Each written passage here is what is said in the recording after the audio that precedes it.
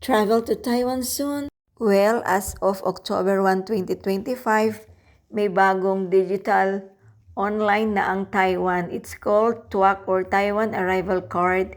And here's the step-by-step guide on how to fill up.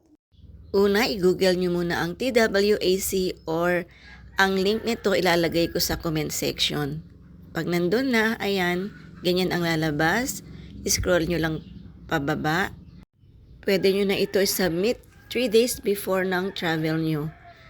Parang i-travel lang din ito ng Pinas, nauna lang tayo. Sa kanila is October 1, 2025 lang ito nag-start.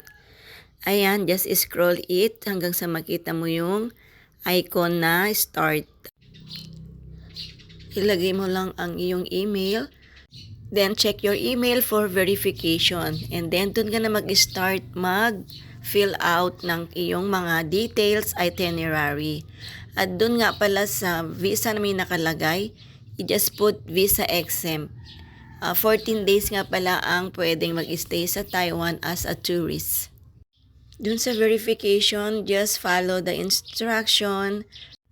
Then, pwede mo nang i-screenshot or i-save yung QR code. Pwede ding hindi kasi nandun na yun sa kanilang system.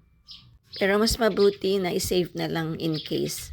Ayun, happy travel! Thank you!